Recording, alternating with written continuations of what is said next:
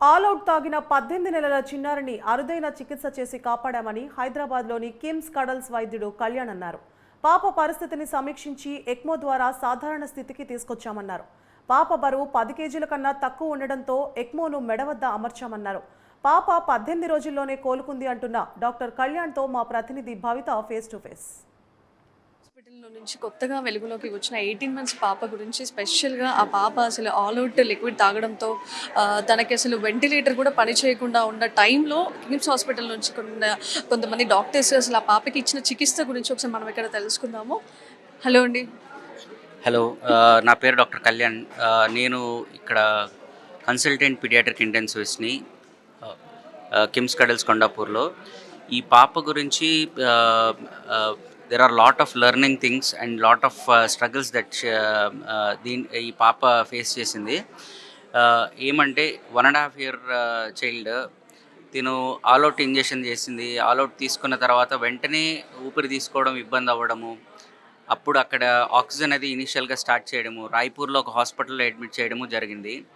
రాయ్పూర్లో హాస్పిటల్లో తిను వెంటిలేటర్ మీద ఉన్నప్పటికీ వెంటిలేటర్ మీద మెల్లిమెల్లిగా లంగ్స్ ఫెయిల్ అవ్వడము, లంగ్తో పాటు హార్ట్ కూడా ఇబ్బందిగా ఉండడము ఇది జరిగింది. So high ventilator, high oxygen మీద కూడా తిను ఆక్సిజన్ లెవెల్స్ మెయింటైన్ చేయలేకపోవడము, ఆక్సిజన్ శాతం కేవలం 60% ఉండడము.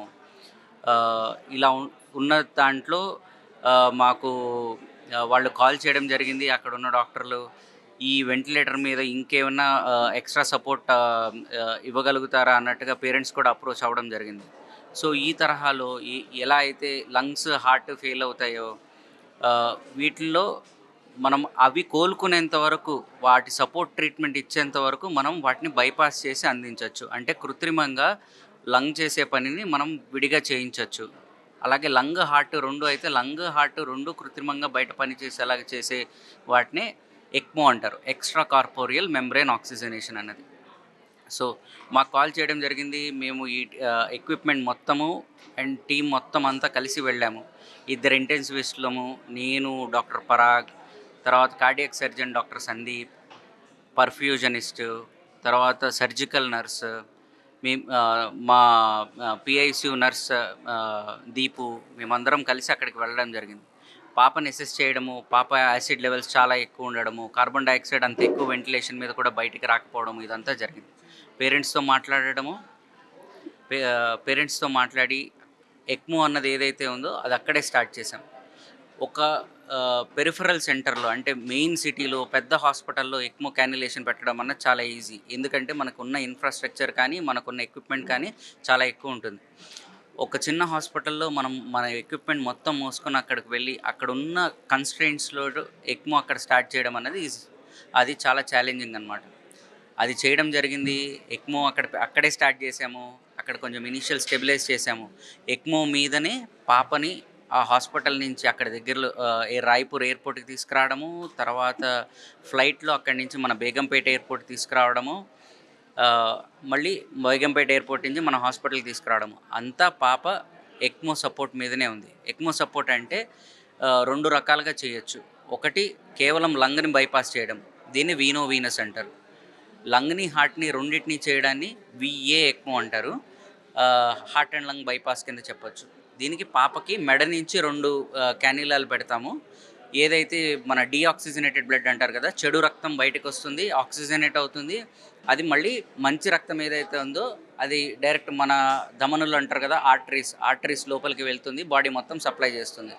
సో హార్ట్కి, లంగ్కి మనం కొంత రెస్ట్ ఇవ్వగలిగాము. ఈ ఇలాగ నెక్ క్యాన్యులేషను, చిన్న బేబీ 10 కిలోలు ఇలా ట్రాన్స్పోర్ట్ చేయడం అన్నది చాలా కష్టం అన్నమాట.